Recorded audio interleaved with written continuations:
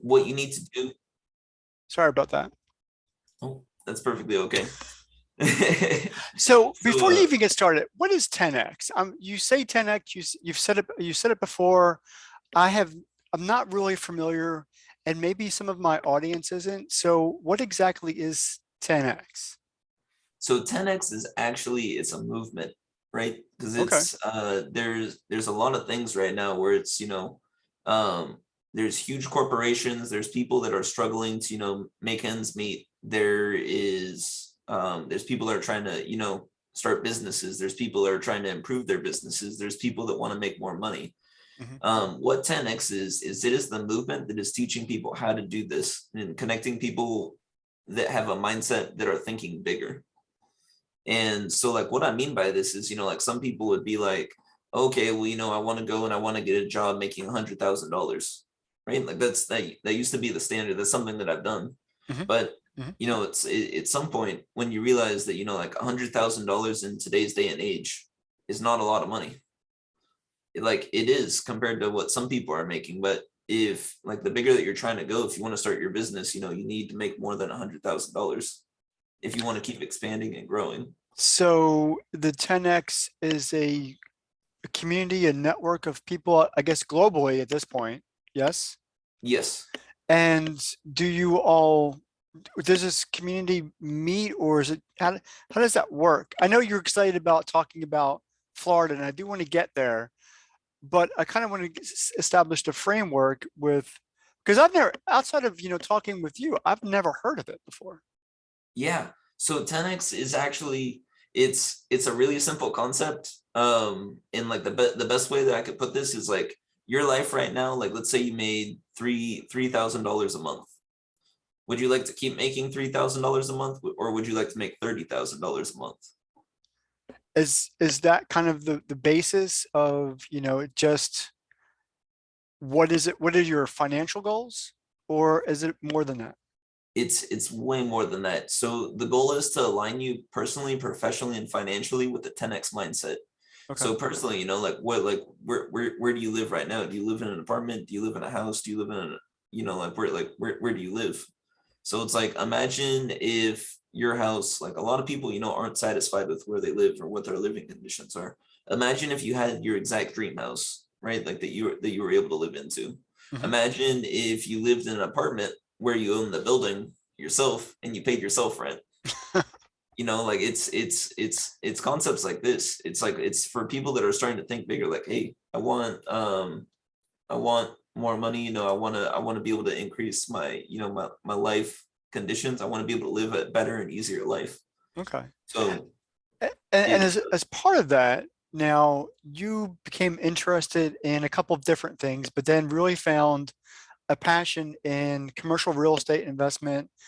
You also talked to me about wanting to start a business. And I know maybe 2 months ago, a month ago, you were kind of really honed in. You and a partner were honed in on creating your business plan, writing that out. And I think you dedicated like 1 or 2 weeks just to do that. And I know you have some really good ideas. I know your IT background is phenomenal. I always called you a superhero in the classroom, but I really called all my students superheroes. So don't feel too special. But you all are. And so I say that with pride, knowing that many people go from nothing to landing their first job outside of the military service, but you did so much more than that. You landed your six-figure job, and now you're thinking, what else can I possibly accomplish and achieve? So let's move then to what this thing in Florida was all about, and what did you learn? Awesome. So I went to two boot camps, 10x stages, and also the 10x business boot camp. Okay. So what 10x stages did is it talked about essentially how you're able to get on other people's stages or on your own stage and actually promote yourself while bringing value to the customers. Because it's like a lot of this was one of my biggest issues with real estate, right? Hmm. It's like I didn't know what questions that I needed to ask when I Right. started investing in multifamily real estate. And so that that is a huge issue, because there is money involved, and it's kind of like people don't really know. For in my case, my expertise is in automation. A Mhm. lot of people hear the term automation and they don't really know what it means, what it looks like in their environment. And so what 10x stages did is it taught you how to communicate your idea better to people in order to show them value. And it explained as well, like if you're not on other people's stages and you're not explaining that value, then people won't know about, like about you, what you do, about your product and how you can help them.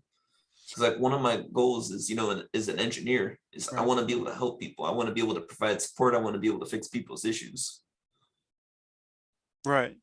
So And you can do that. I know you can do that. I know you have the aptitude to do that. And so from your experience down in Florida, was this the time for you to get on one of those stages that you're talking about, or not yet? well, it is. It's really they taught you the framework about how to get on a lot of stages. So like Okay. right now with this LinkedIn live session that we're having, Mhm. that's considered a stage Okay. since you have a Welcome following. to my stage. Yeah, thank you for having me. I love being here.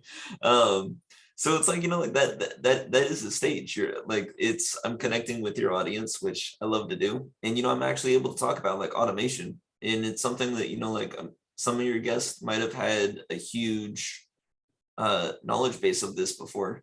But like it's also like for people that haven't heard about automation, just heard it passing, like, oh, we should automate that, but no one knows how. It's like I'm the guy that's able to explain, hey, this is what you need to go from point A to point B to point C Mhm. in terms of automating your entire environment. Because like my mission and my business mission as well is to automate everything for everyone.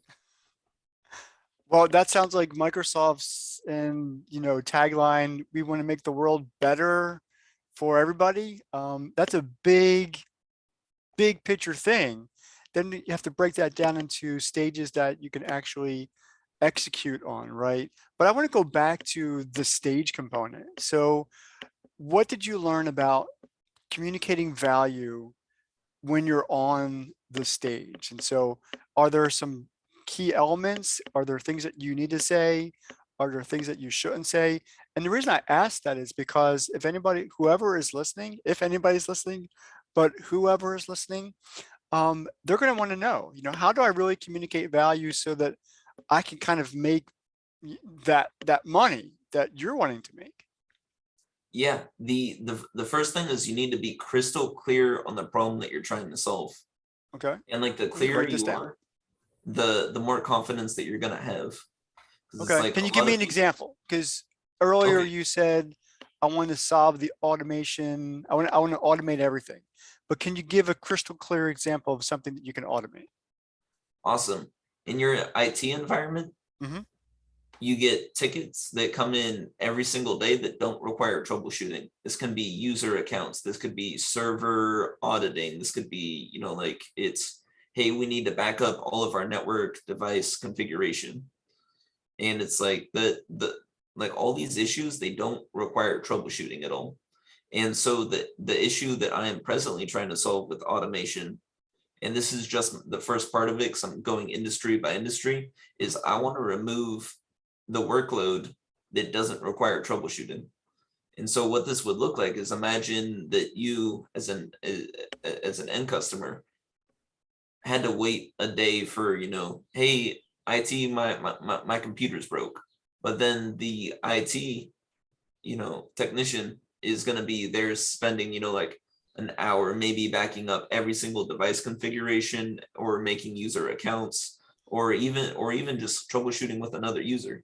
So it's like your ticket, it is there. We do want to help.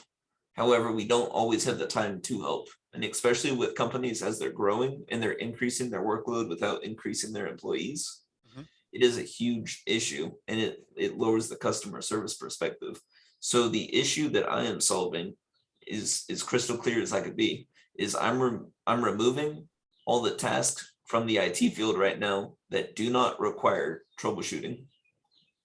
Okay. So this way, the IT companies, whether that be a managed service provider, an IT department, is actually able to go out and assist their users more because I have reduced their workload so that they can focus on the client more. So just to repeat, the first thing to do on stage is to be crystal clear about the problem you're solving. What's the next thing that you need to communicate while you're on stage? The next thing is that you need to be able to relate to the audience that you're speaking to. Cool. Okay. So this typically happens in your introduction. You know, like a lot of people will get something called vendor syndrome, which is, What was oh that? wow, Vendor syndrome? vendor syndrome. Okay. And so what vendor syndrome is, you know, oh, hey, this guy's just up here to sell me something. Okay. Right? And it's like, really, at the end of the day, when you're up on stage, your goal is to provide value to the clients. They want something that they can take back the next day and implement.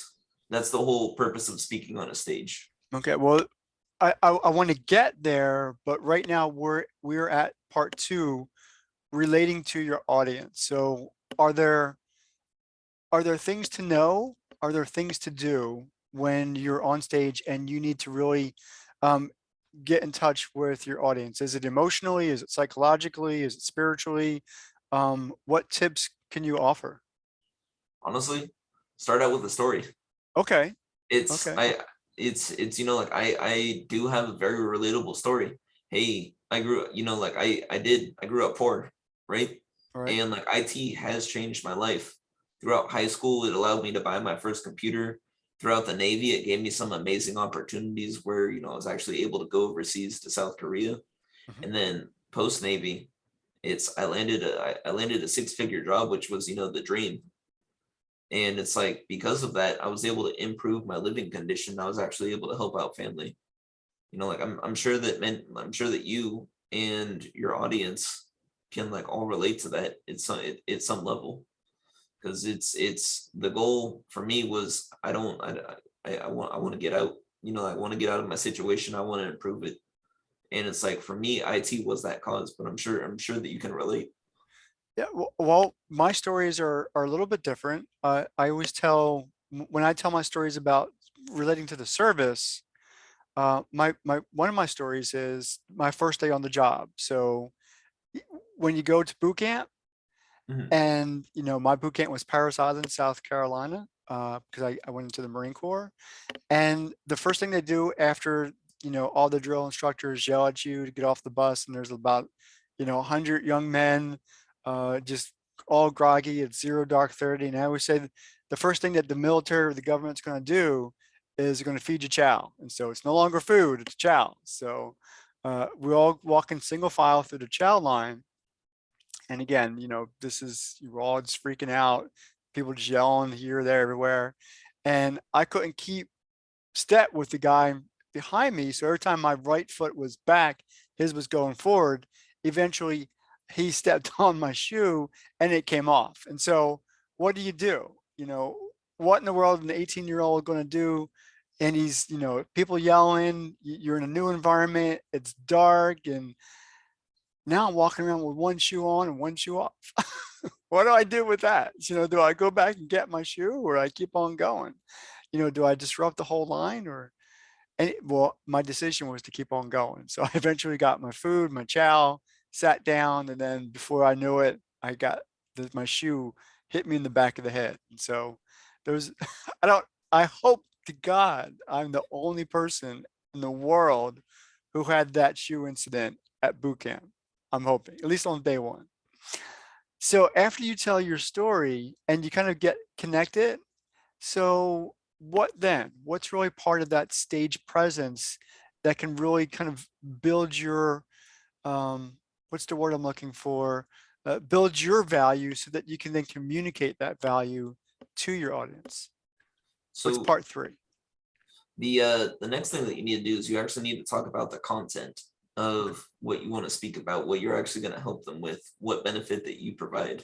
Okay. And so for me in this case, you know, it's like I everywhere that I've been for the past 12 years, I've implemented automation in three simple steps. For one, you got to figure out what issues are occurring the most.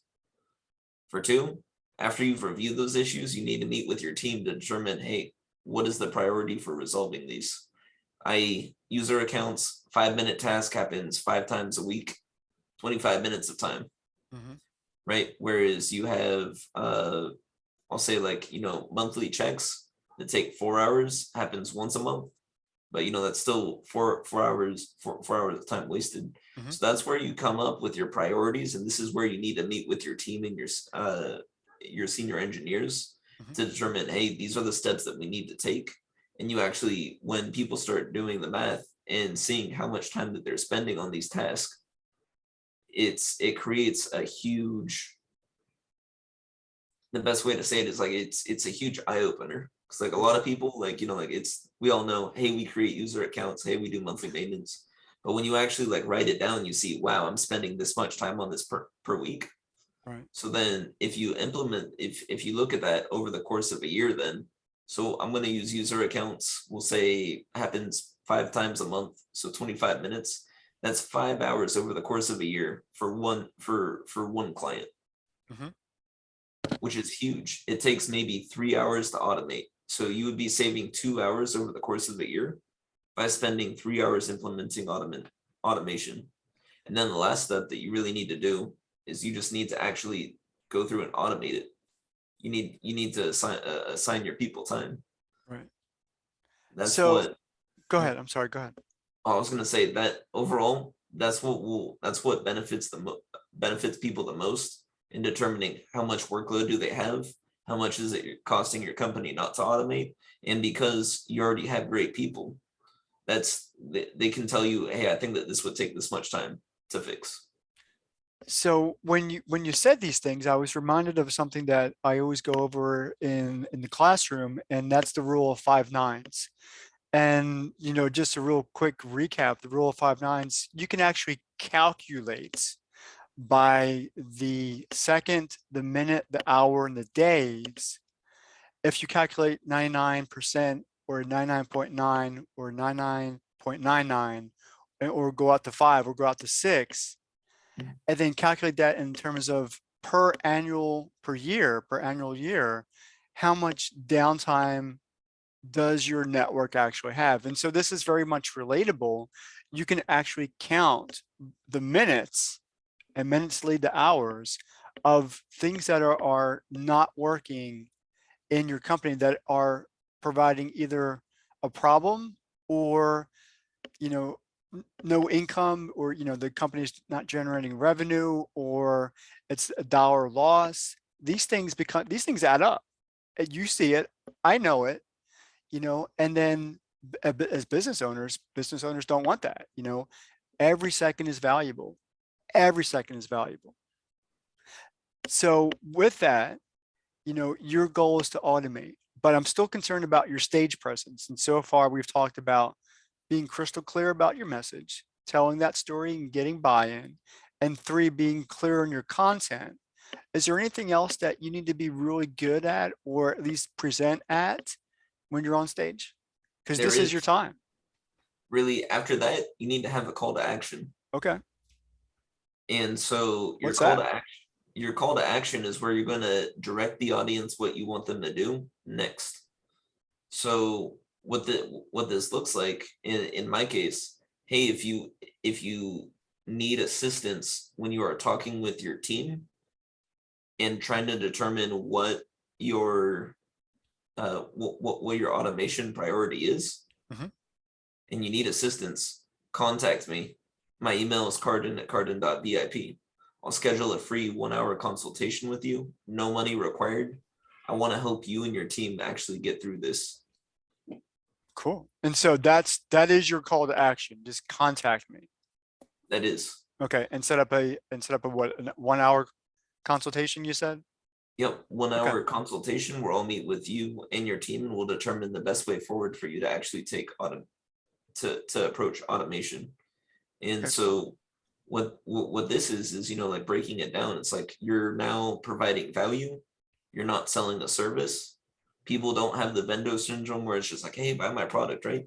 So Right. I just gave away a free gift that in the future I might not be able to give away, because as our business expands, I'm not going to be able to sit down one-on-one and do like these one-on-one consultations. So by giving away a free gift, Mhm. and just like saying like, hey, after you guys implement the steps, if you need help, contact me. then you want to end with tying it into an emotional story, because a lot of you have two types of thinkers, right? You have logical thinkers and emotional thinkers. Right. And so the logical thinkers, hey, yeah, let me see the numbers. The emotional thinkers, oh my God, this makes my life so easy, right? And so like you I want like to, both of those types of thinkers. it is, I love both of them too. And so it's really like both of them have very different mindsets though. Mhm. And so when you tie it in, right, like I've already given the numbers in the content. So that's what they're thinking about. When you tie it into an emotional story, by implementing automation in your environment, it's going to make your life a lot easier and allow you to service your customers better. So that's completely emotional. That is not logical at all. It's completely emotional. And So that was the 10x stage workshop that you went to. You also went to another 10x the business boot camp, business boot camp. Tell us about that, or can you? I can absolutely. Okay. So the 10x business boot camp, what it talked about is how to grow and scale your business. And Okay. so the number one takeaway from the 10x business bootcamp and also the 10x stages environment is that if no one knows you, you're not going to be able to help anyone. So like, in the best way I could relate this is what is the best burger place that you've ever eaten at? Like where have you gotten your favorite hamburger from? Is this a real question? Because I'm It the is. question guy. Is this a real question? It is a question. Ooh, favorite hamburger? Gosh, I want to say home. Yeah. I want to say home because I know how to flavor it the way I want to eat it. You know what I'm saying? I completely agree. Home style burgers are definitely the best. You make it exactly how you want to. But if you said, "Oh yeah, I had a burger at home on stage," the next question would be, "Okay, well, where'd you get it from?" Like, it's like people want to know where they're able to get things. Okay. And so if you were to say, for instance, like, "Hey, I use Well, let me let's tell you a story. Can I tell you a story real quick? absolutely." Okay. Well, the story is that so this is some time ago. I would usually say 10 years ago. So I'm a younger man. Mhm. And this is when I was in North Carolina and Applebee's at that time Hmm. was really good restaurant. They were a franchise, they were really good. And when I would go out and have lunch with a friend, and we would like meet up every once in a while, like once a month or something, or once every 5 weeks or so, because life gets busy and we're adults and all kind of things get in our way. But it's always good to catch up. And so we alternate. You pick a restaurant, I pick a restaurant. So one day I picked Applebee's, and I always get the basic. And there's no sense trying to do something fancy for 1 hour, hour and 15-minute lunch, right? So get burger and fries. And I don't like the whole, it's bleeding everywhere. So I always say well done, right? And so usually well done means it's going to be a little dry. But this time, with Applebee, they got it right, and they actually got it right the first time, and it was just a wonderful experience. Of course, I was with a friend, and so it was good to have that, that conversation and that chat. But Applebee's actually did the burger right, and they did it well done, no pun intended. One time in life. Since then, not probably the best burgers I've ever had, Mhm. and I can't tell you why, but there was a time when Applebee's did it right. I do relate to that because back in Cali they had Applebee's too. And like they were really good when I was going through high school, and then like kind of like after high school, it's just like like What happened? it, yeah, it was just like it became more of a like it became more of a meme. Like, oh yeah, man, take. It was funny because it transitioned from, hey, go here to get good foods, like, oh yeah, that's where you take all the your coworkers at lunch. But it's But like the boot camp, the 10x business boot camp, there had to mhm, been some real value there. there was it's really the when I say like the number one takeaway is it's gonna be promote, promote, promote. Mhm. It's because just like Applebee's, if you were to go overseas, like in my case, like over to South Korea, they Mhm. wouldn't know what an Applebee's is. You know, like a lot of people that are not from California might have heard of In-N-Out, but they've never tried an In-N-Out burger. Okay. But it's like, you know, when you bring up stuff like McDonald's, everyone knows what McDonald's is because Right. it's everywhere. Right. And like the reasoning behind this and why you need to promote is because you might not have the best product, but the more that people know you, the more that they're going to buy from you. Versus if no one knows you, then no one will buy from you. Right. So is there a strategy? Can you talk about promotion strategy or marketing strategy? Or is that kind of one of those secret sauce things that only you and your 10x colleagues know about? No, I love talking about this. I'd rather bring value. You Okay, know, let's do it. it's there's social media post is a huge thing. So it's a lot of people, you know, will post maybe once, twice a week, but that's not how you get noticed in social media posts. Okay. You need to be posting daily. You need to be blowing up in people's news feeds. I'm like, it's when you're just starting out and you're just promoting, the content doesn't necessarily need to be the greatest. Like I'm sure like a lot of the big YouTube stars and you know all that, when you look back at their original content, it wasn't as good. Mhm. Um, but the whole thing is that they start promoting, and eventually you'll have a following. And then when you do have a following, people will go back and check out your other videos. And so, you know, they'll recommend it to a friend, and that's kind of what happens. But the whole thing is that you need to be hitting people's news feeds as much as you can. So So one of the things that you did or started to do was you're on six social media platforms. yes, I'm on 6 social media platforms posting twice a day. Okay. And so you've been rather consistent with that. So I know LinkedIn, YouTube, Facebook, because I'm on those three. And Yep. so that leaves TikTok, Twitter, and Instagram. I'm on Instagram, Snapchat, and uh Twitter, And Instagram, Twitter and Snapchat. Snapchat. Okay. So those are the Yeah. six. Yes. Okay. And so I'm on all 6 of those, and honestly, like I need to do more. I'm gonna make a TikTok. You're gonna see me out there. Hey, what's up, guys? It's your automation boy. You may just have to, because that's kind of, I've also heard that age plays a big factor, or at least a significant factor on what social media platforms you kind of really engage in. Um, and for what I'm hearing, and this may or may not be true because you hear what you hear, but Facebook is kind of, there's an older group out there, and that's kind of, grandmas and granddads, posting pictures of their grandkids. LinkedIn is your savvy, white collar, going after it. And TikTok is much for the younger generation. So if you go across all seven social media platforms, you're going to hit all age groups. Of course, your content will be specific, but then you've got to get a following that way, right? Yeah, and guess what? It costs you zero. What do you mean?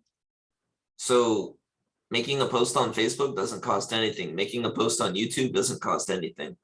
The reason why this is so important, especially for growing businesses, is Mhm. because we don't have a marketing budget. We can't pay for, TV commercials. We can't, pay for like a radio ad or anything like that.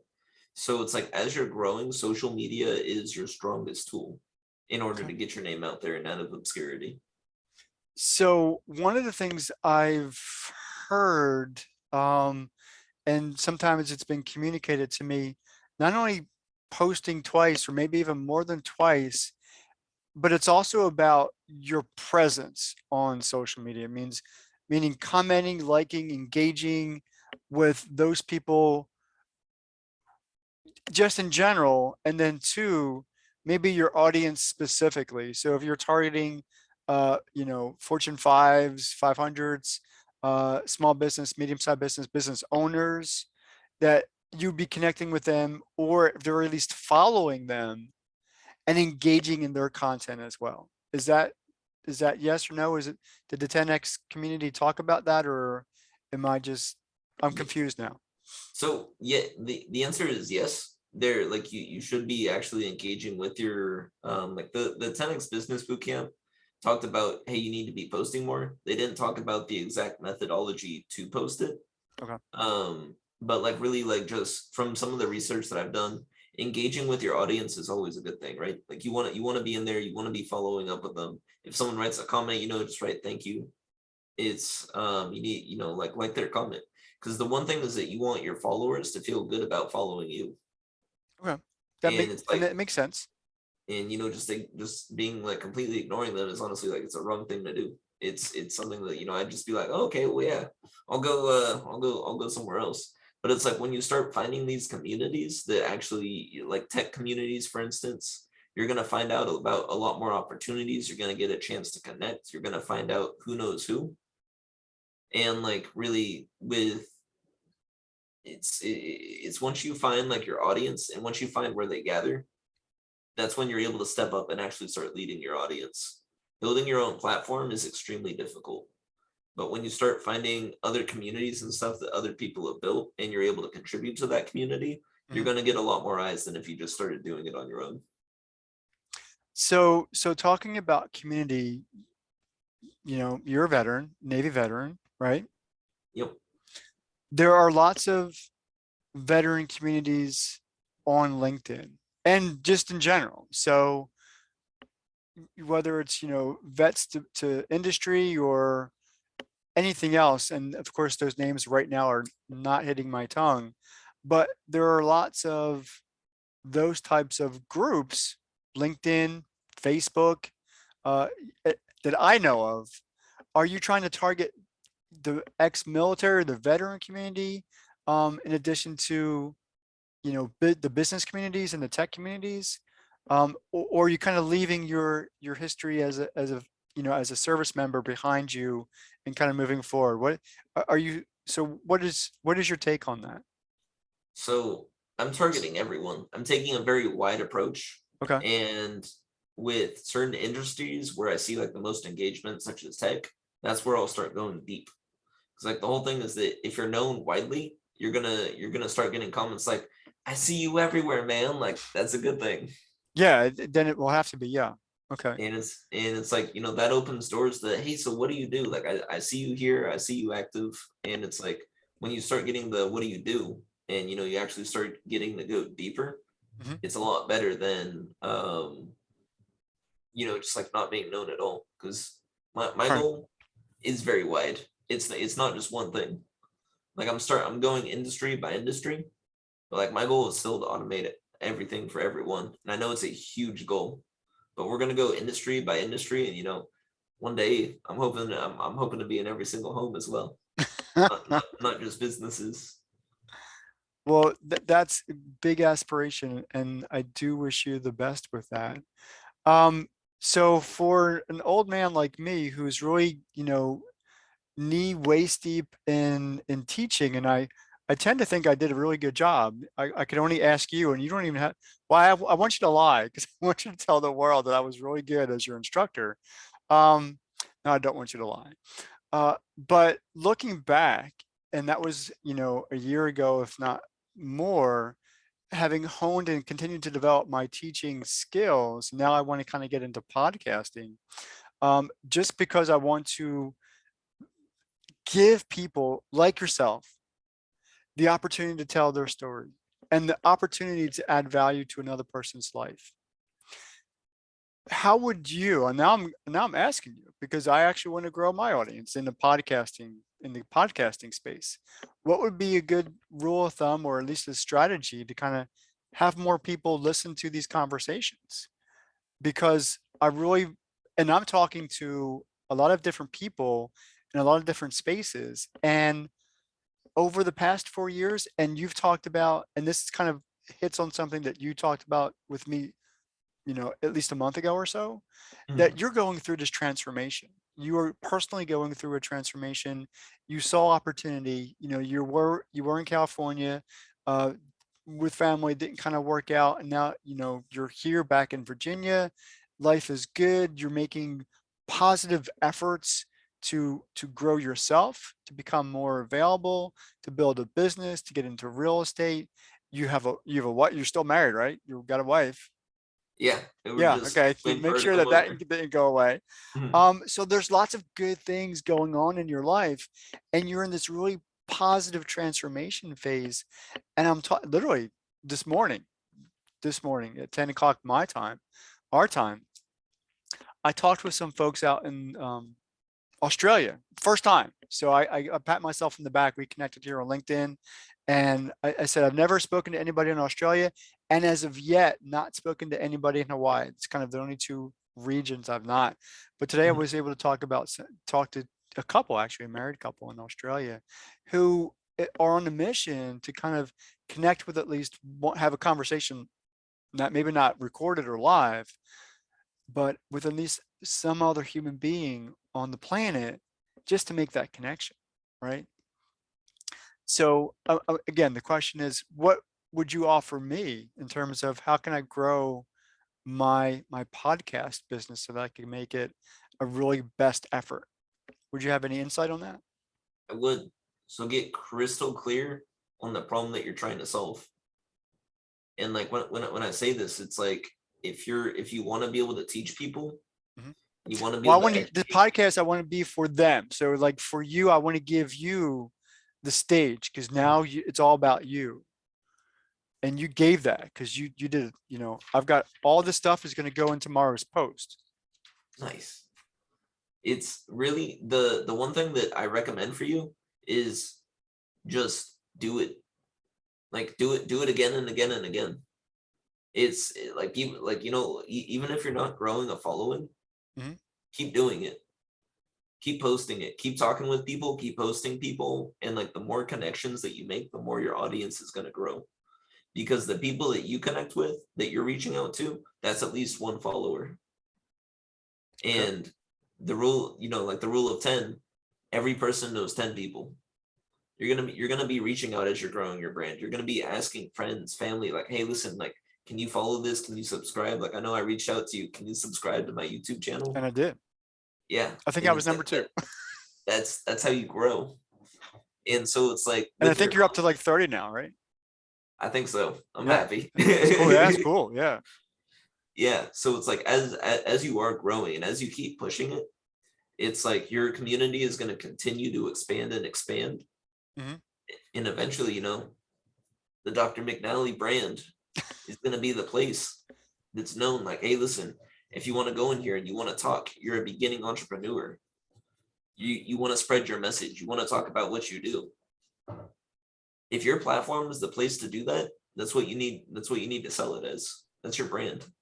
Cool. So once you have it branded, Mhm. keep doing it again and again and again. As you get bigger, like it's keep doing it. Keep providing value. The bigger you get, the bigger names you're gonna get. But really, if you can have just like 20 Well, to 30 next year when you're listeners, a millionaire, yep. I want you back on. Oh, I'll be A- back. And we're going to talk about how you went from your first stage, from broke to mill, because that's your first stage. That's what Yep. you keep on saying. Going broke to mill to bill. Right. And And so that's going to be a transformation in and of itself. And so that's going to be a powerful transformation for you. it is. Yeah. And just keeping it on the down low because we're still working out some of the details. But I got confirmation that I'm gonna be on a huge IT stage in June in Vegas, actually speaking on a physical stage. Cool. Um, and I found out that there's gonna be, a lot more people than I was expecting there. But we're It's in looking. Vegas. What do you expect? Come on. Well, it's there's a lot more going to this conference than I expected. Okay. And it all started with just me asking, can I get up on stage and speak? Yeah. I ask that all the time and I always get turned though. Yeah, keep asking. Maybe I need to go to Vegas. Yeah, I wasn't expecting it. I somehow, like it, if you ask and you get told no, keep I'll asking. keep asking. Yeah. Yep, keep asking the same person. The follow up that they get is, like it might seem strange. You might think you're annoying, but like you're not. You're in there because like you are bringing value. When you've sold yourself on the fact that you're bringing value to them, then it's your duty to actually get up on stage. That's the Right. transition in the Yeah. mindset. Yeah. It's, hey, When listen, somebody offers you the mic, you take it. Yeah, absolutely. yeah, Yeah. but the whole thing is that it's not just, hey, if someone offers the mic, it's, hey, if I don't have the mic, I can't tell these people about what they need to know. Mhm. It's that kind of mindset. That's why it's like bringing value versus selling a product.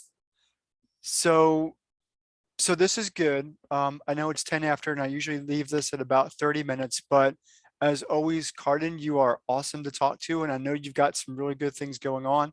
And I guess I'm going to say, once you come back from Vegas, we got to talk. So Oh yeah. probably July, right? When honestly, when I get back from Vegas, I'm probably gonna be booked. So we'll definitely we'll schedule a time because it's there's gonna Well, be over three now I'm thousand qualified jealous. customers there. Okay. And that would be the expectation. Yeah, that's going to be your kick, right? That's going to get you the things that you need it. Maybe again, really, I should go out to Vegas. But with that, I know there's good things for you and they're right around the corner. Knew that from the time that, we met and talked and you were in my classroom, and when you finished the program, you had some good things going on and they're continuing. So hopefully, one, all these things that you talked about are going to go in, I'm going to post this tomorrow, right, as a recap. And so one of the things I want people to know is I'm going to give them your email. Is that okay? That is absolutely okay. I'm going to post your LinkedIn profile as a hyperlink. Okay. Sounds good. And I also want to give anybody who's interested the opportunity to connect with the 10X community. How do we do that? How do we connect with the 10X community? Is there a way that you can kind of direct message me on LinkedIn to whatever page they're on the World Wide Web? Is that Yeah, something that you can do? And I could add that to the post tomorrow. it's not just that. It's a lot simpler as well. Just Google Grant Cardone 10x, Okay. and you So will spell that see out. Grant Grant Okay. Cardone Cardone, and then just 10X. 10x. Okay. I will do 10x, that.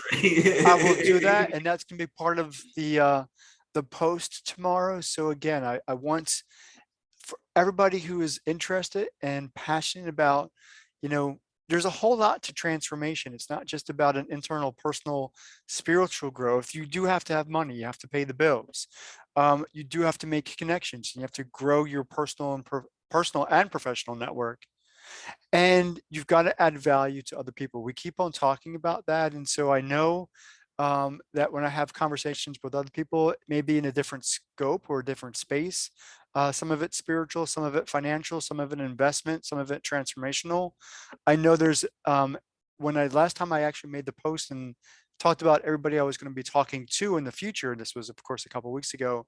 You and a lady named Anna Felix both talked with her, and she's going to be on the show next month.